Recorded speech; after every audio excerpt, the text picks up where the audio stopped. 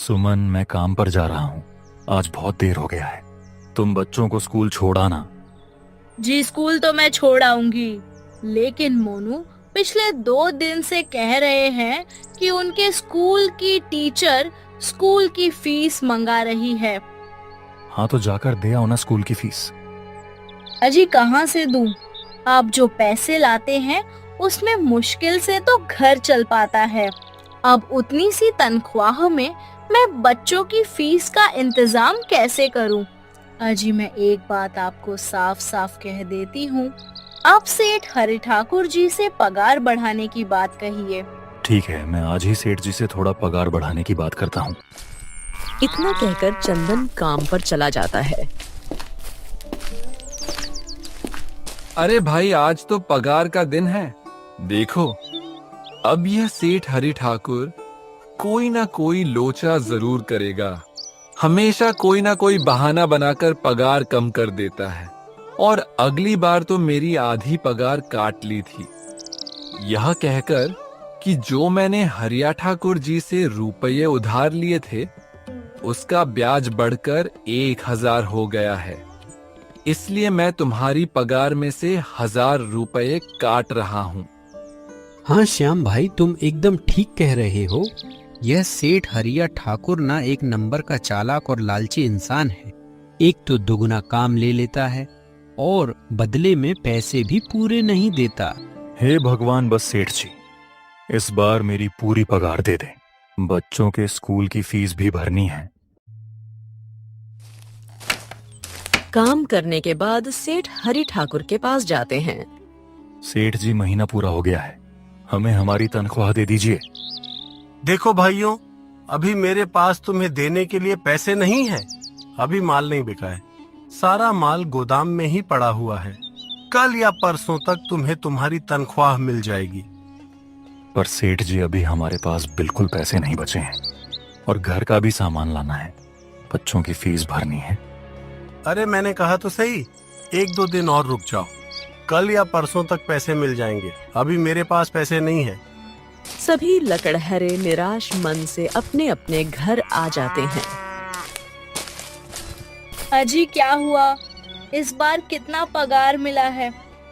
सुमन, अभी कोई पगार नहीं मिला। सेठ जी ने कहा है कि 1-2 दिन में पगार मिल जाएगा। पगार नहीं मिला? आपको तो पता है ना बच्चों की फीस भरनी है। इनकी स्कूल टीचर ने आज साफ साफ चेतावनी दे दी है कि अगर कल फीस नहीं लाई तो बच्चों को घर पर ही बिठा लेना। अब बताओ मैं क्या करूं? मैं क्या करूं सुमना, यह सेठ जी समय पर कभी पैसे देते ही नहीं हैं। अब तो बस हम इंतजार के सिवा और कुछ नहीं कर सकते। 1-2 दिन की बात है, देख लेते हैं। ऐसे ही 2 दिन गुजर जाते हैं। 2 दिन बाद सेठ हरि ठाकुर सबको पगार देता है। अरे श्याम, ये ले अपनी इस महीने की पगार। सेठ जी, ये तो बस 2000 है। मैंने तो इस महीने 3000 तक का काम किया है। हाँ, काम तो किया है, लेकिन तूने 1-1 घंटे आराम भी तो किया है। ये पैसे उसी आराम के कांटे हैं। पर सेठ जी, आपने तो कहा था 8 घंटे काम के महीने में 3000 मिलेंगे, और मैंने तो 8 घंटे काम किया और 1 घंटे आराम। देख श्याम, मुझे ज्यादा हिसाब किताब ना समझा। ये 2000 रख अगर चाहिए तो, और अगर नहीं चाहिए तो कहीं और काम ढूंढ ले। चंदन, ये लो तुम्हारे पगार। पर सेठ जी 2000 क्यों? मेरे तो पूरे 3000 बनते हैं ना। मैंने तो कोई छुट्टी भी नहीं की और ना ही कोई आराम। मैंने तो अपना सारा काम समय पर किया है। हाँ, समय पर तो किया है, पर इस समय बाजार में लकड़ियों का दाम काफी सस्ता हो गया है। इस वजह से अभी तुम्हें भी पगार कम ही मिलेगी जब तक लकड़ियों का दाम नहीं बढ़ता। पर सेठ जी, बात तो 3000 की हुई थी ना। अब 2000 में मैं कैसे घर चलाऊंगा? बच्चों की स्कूल की फीस भी भरनी है। सेठ जी, इस बार आप पूरे पैसे दे दीजिए। 2000 ही मिलेंगे। तुझे यहाँ काम करना है तो कर, वरना कहीं और काम ढूंढ ले। बेचारे चंदन के पास उन पैसे को लेने के सिवाय और कोई रास्ता नहीं था। काम के पूरे पैसे तो देता नहीं है, पूरे महीने मेहनत करके भी क्या मिलते हैं, बस ये 2000। इसमें घर खर्च कैसे चलाएं? ऐसे तो हम कभी तरक्की नहीं कर पाएंगे। और हम कर भी क्या सकते हैं श्याम? हमें लकड़ी काटने के सिवा और कोई काम कहाँ आता है? और कोई काम खोलना भी चाहे तो उसके लिए हमारे पास इतने पैसे कहाँ हैं? अब जो भी हो, हमारा तो बस ये सेठ हरि ठाकुर ही सहारा है। कुछ देर बातें करने के बाद अपने घर की ओर निकल पड़ते हैं।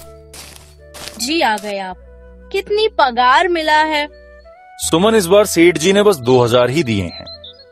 बस 2000? इतने में कैसे घर चलाएंगे? बच्चों की फीस में ही हज निकल जाएंगे, फिर 1500 में क्या क्या करेंगे? अब मैं क्या कहूँ सुमन, अब तुम्हें इसी में ही गुजारा करना होगा। तुम सबसे पहले बच्चों की फीस भर देना, इसके बाद बाकी का मैं देखता हूँ। मैं सोच रहा हूँ कि लकड़ी काटने के बाद में कहीं और भी काम ढूंढ लूं। सेठ जी के यहाँ से काम करने के बाद मैं दूसरी जगह पर काम किया करूंगा, इससे कुछ ज्यादा आमदनी हो जाएगी। आज ही मैं सेठ जी के यहाँ पर काम करने के बाद और भी जगह काम ढूंढने जाऊंगा। इतना कहकर चंदन काम पर निकल जाता है। और जैसा कि चंदन ने कहा था, वह हरि ठाकुर के यहाँ काम करने के बाद काम की तलाश में निकल जाता है।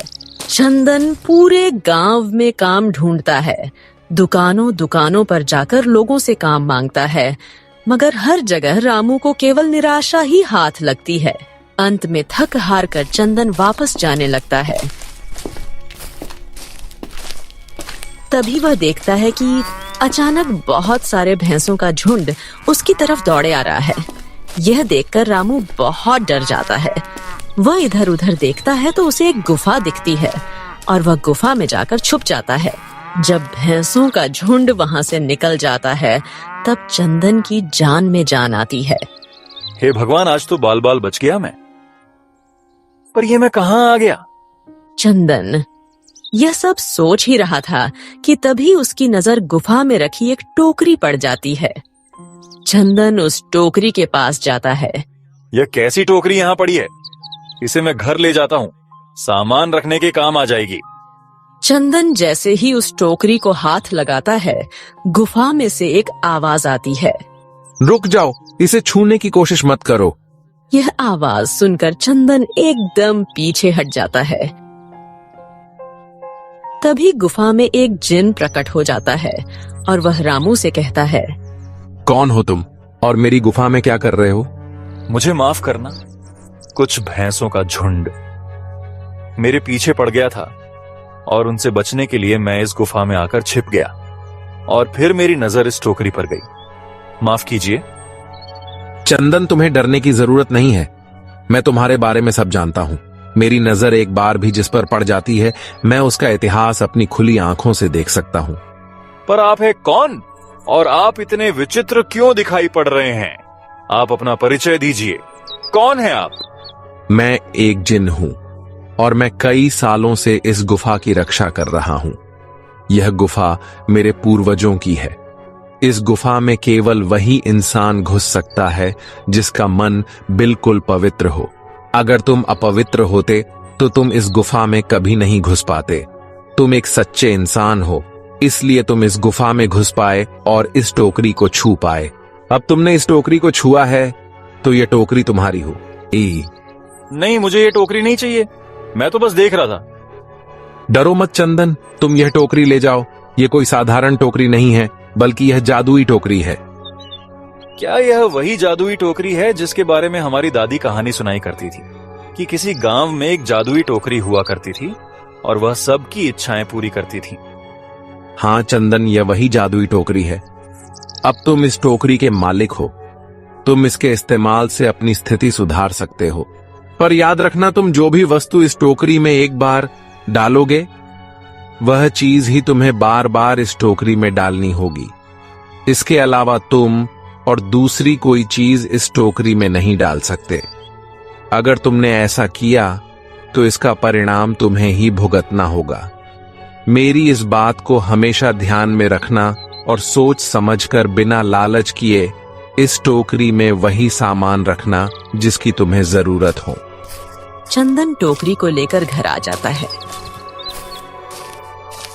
सुमन, ये देखो, ये मैं क्या लेकर आया हूँ। कैसे डोल है। क्या लाए हो आप? बस यह एक टोकरी।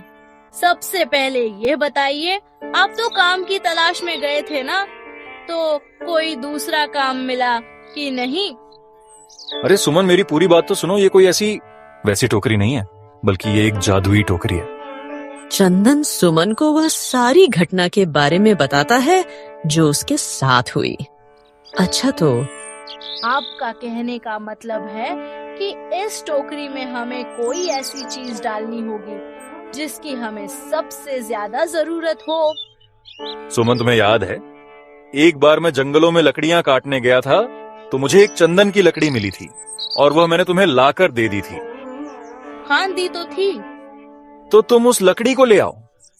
हम उस चंदन की लकड़ी को ही इसमें डालेंगे और उस लकड़ी से अपना एक व्यापार शुरू करेंगे। सुमन चंदन की लकड़ी को ले आती है और उसे टोकरी में डाल देती है। वह जैसे ही चंदन की लकड़ी उस टोकरी में डालते हैं, उसमें कई सारी लकड़ियां आ जाती हैं। अरे वाह, यह तो चमत्कार ही हो गया। यह देखिए कितनी सारी चंदन की लकड़ियां हो गई। अगर आप इसको बेचेंगे तो इससे काफी अच्छे पैसे मिलेंगे।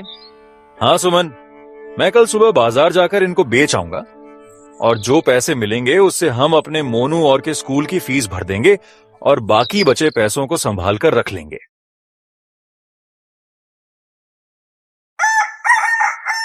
अगले दिन चंदन हरिलाल सेठ के यहाँ काम पर न जाकर चंदन की लकड़ियों को बेचने के लिए बाजार की ओर निकल पड़ता है। वहां पर चंदन की लकड़ियों को बहुत ही कम दामों में बेचा, जिसकी वजह से आम लोगों के साथ साथ बड़े व्यापारियों ने भी रामू से चंदन की लकड़ियां खरीदी। लकड़ियों को बेचकर रामू को काफी अच्छे पैसे मिले। पैसों को लेकर चंदन घर आ जाता है। ये देखो सुमन, उन लकड़ियों को बेचकर मुझे कितने सारे पैसे मिले हैं। ये लो कुछ पैसे, इससे तुम कल मोनू और के स्कूल के फीस भर देना। अच्छा, तो मैं काम पर जाता हूँ। अजी, आपके पास तो अब यह जादुई टोकरी है, तो अब आपको उस सेठ हरिलाल के यहाँ काम करने की क्या जरूरत है? सुमन, मैं सेठ हरिलाल जी के यहाँ काम पर नहीं जा रहा, बल्कि मैं तो वहां पर जो काम कर रहे बाकी के लकड़हारे हैं उन्हें यह खुशी की खबर देने जा रहा हूँ, क्योंकि सेठ हरिलाल जी से मेरे साथ साथ वह लकड़हारे भी बहुत परेशान थे। इसलिए अगर मेरा भला हो रहा है तो क्यों ना मैं उन सब का भला करूं। वह सभी बहुत ईमानदार लकड़हारे हैं, वह सभी बहुत मेहनत से काम करते हैं, मगर लालचंद ने कभी भी उनको उनकी मेहनत के सही पैसे नहीं दिए। इसलिए मैंने सोचा है क्यों ना मैं उनको अपने इस काम में शामिल कर लूं। हाँ जी, बात तो आपकी बिल्कुल सही है। अगर आप सभी लोग एक साथ मिलकर काम करेंगे तो हम सब बहुत जल्द ही तरक्की हासिल कर लेंगे। इसके बाद चंदन और सुमन बहुत ही अच्छी तरीके से जीने लगते हैं।